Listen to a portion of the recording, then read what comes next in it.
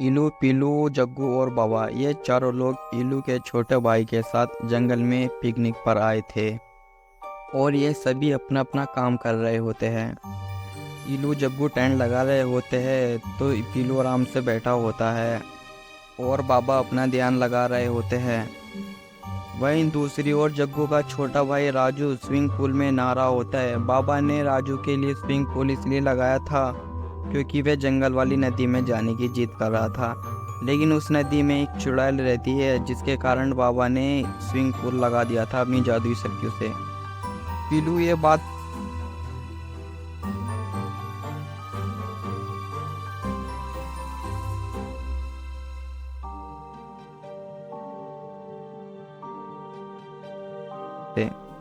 पीलू ये बात सही नहीं है, हम लोग अपना काम कर रहे हैं और तुम आराम से बैठे हो, चलो तुम भी हमारे साथ काम करो। पीलू तुम लोग यहाँ पर मेरी वजह से ही आए हो, अगर मैं तुम्हें यहाँ पर नहीं लाता तो तुम यहाँ पर आ जाते। इस काम के लिए तो मेरा आराम करना बनता ही है। पीलू हम लोगों ने अपना काम कर लिया है और अब बारी काम करने की तुम्हारी है। जग्गू अपनी आवाज़ थोड़ी धीरे करो, वहाँ पर बाबा ध्यान लगा रहे हैं, अगर उनका ध्यान टूट गया तो वे तुम्हें बहुत मारेंगे। उनकी लड़ाई के कारण बाबा का ध्यान टूट जाता है। ध्यान टूटने की वजह से बाबा बहुत गुस्से में होते हैं और वो इन लोगों की ओर जा रहे होते हैं। तुम लोग लड़ाई क्यों कर रहे हो? बाबा देखिए ना, हम लोग जब से काम कर रहे हैं। और पीलू कुर्सी पर बैठकर मजे ले रहा है। हम लोगों ने अपना सारा काम कर दिया है, अब पीलू का काम खाना बनाने का है। अपना सारा काम कर दिया है, अब पीलू का काम खाना बनाने का है। तो आप अब उसे खाना बनाने को बोलिए। अरे मेरे होते हुए तुम खाने की टेंशन क्यों लेते हो? मुझे बताओ तुम्हें क्या खाना है, मैं अपनी जादुई शक्तियों से यहाँ पर वो सभी खाना ला दूंगा जो तुम्हें खाना है। और बाबा की ये बात सुनकर इन सभी लोगों की खुशी का कोई ठिकाना नहीं होता है, ये लोग बहुत खुश हो जाते हैं। अब बाबा बहुत सारा खाना मंगवा देते हैं और ये सभी लोग उसके बाद खाने लगते हैं। जग्गू कहता है, बाबा मैंने बहुत सारा खाना खा लिया है, अब मुझे नींद आ रही है, अब मैं सोने जा रहा हूँ। फिर बाबा कहते हैं, जग्गू सिर्फ तुम्हें ही नहीं हम लोगों को भी बहुत ज़ोर से नींद आ रही है और अब मुझे लगता है हम सभी लोगों को सो जाना चाहिए। लेकिन इल्लू वहीं कुर्सी पर गिर जाता है, जिसके बाद ये सभी अपने अपने टेंट में सोने चले जाते हैं। इल्लू, पीलू, जग्गू और राजू ये चारों अपने एक टेंट में सो रहे होते हैं और बाबा अपने दूसरे टेंट में सो रहे होते हैं। रात को जब ये गहरी नींद में सो जाते हैं तब नदी वाली चुड़ैल नदी से बाहर आती है और वो इन चारों में से किसी एक को ले जाने वाली है। चुड़ैल अपने साथ राजू को ले जाने वाली है और चुड़ैल अपने साथ राजू को लेकर चली जाती है।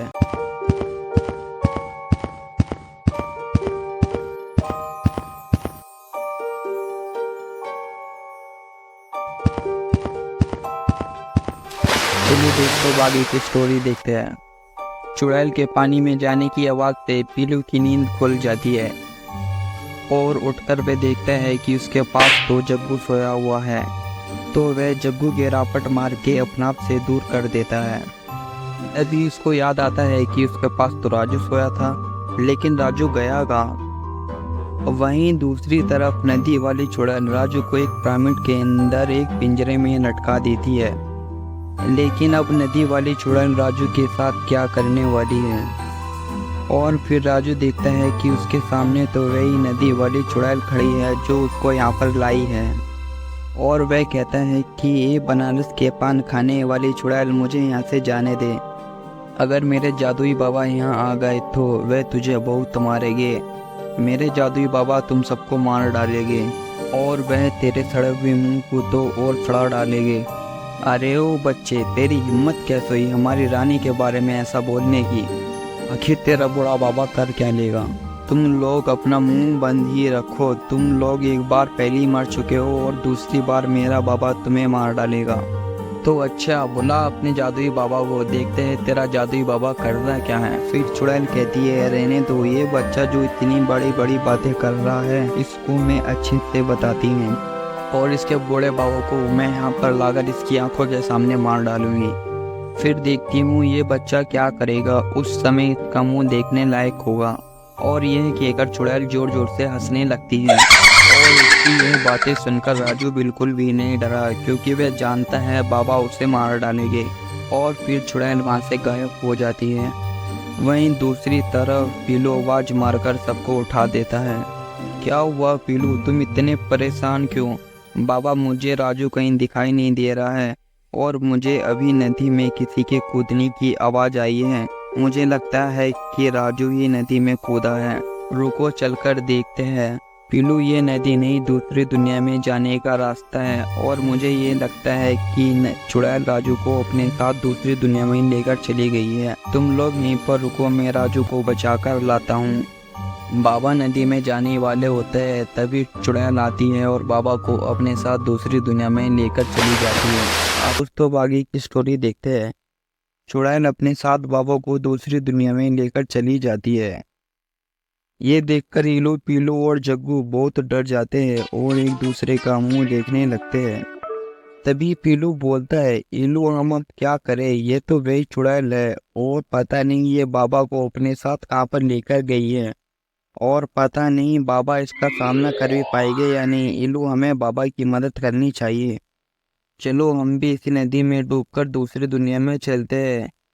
और अब पीलू की बात पर इलू बोलता है, पीलू थोड़ा अपना दिमाग चलाओ, हम वहाँ जाकर कर भी क्या लेंगे। थोड़ा सोचो, उसके पास पता नहीं कितने आदमी होंगे। हमें वहाँ ऐसा आदमी लेकर जाना चाहिए जो उससे लड़ सकता हो। और तुम्हें पता है वह आदमी कौन है?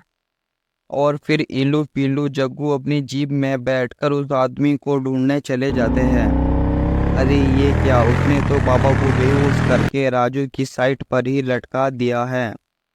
और ये देखकर राजू के होश उड़ जाते हैं, जिसके बाद वह चुड़ैल राजू की ओर धीरे धीरे जाती है। तभी उसका एक आदमी बोलता है, क्यों रे बच्चे, उस समय तो तू बहुत बोल रहा था, अब तेरी बोलती कहाँ गई? जिस बूढ़े बाबा के घमंड में आकर तू हमारी रानी से लड़ रहा था, देख हमारी रानी ने उसे बेहोश करके ठीक तेरे पास लटका दिया है। अब बोल के दिखा, अब तेरी बोलती कहाँ गई? मुझे माफ़ कर दो, मुझसे बहुत बड़ी गलती हो गई है, प्लीज़ मुझे जाने दो। और यहाँ पर ये शक्तिशाली जोकर आइसक्रीम बेच रहा होता है। आइसक्रीम बेचने के बाद वह अपनी दुकान बंद करने वाला होता है। तभी जीप से इलू, पीलू और जग्गू वहाँ पर पहुँच जाते हैं। जीप से उतरने के बाद पीलू बोलता है, दोस्त यहाँ पर हम तुम्हारी मदद के लिए आए हैं। मेरी बात सुनो, हम यहाँ पर पिकनिक पर आए थे, लेकिन वह चुड़ैल अब हमारे छोटे भाई और बाबा को अपने साथ दूसरी दुनिया में लेकर चली गई है और अब वह हमारे छोटे भाई और बाबा को मार देगी। और यह बात सुनकर वह जोकर बहुत हैरान हो गया और इलू पीलू की मदद के लिए तैयार हो गया। जिसके बाद इलू पीलू अपनी एक टीम बना के जीप से उसी जंगल की ओर जाने लगे।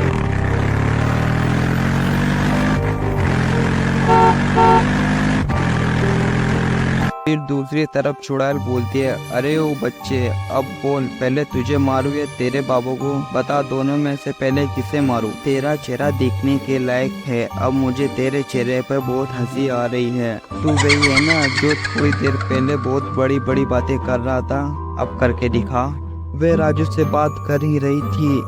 तभी दूसरा आदमी बोलता है, रानी जी, मेरे पास एक आइडिया है। जिस बूढ़े बाबा के दम पर यह इतनी बड़ी बातें बोल रहा था, क्यों ना उसी बूढ़े बाबा के हाथ तो इसे मरवाया जाए, देखने में बड़ा मजा आएगा।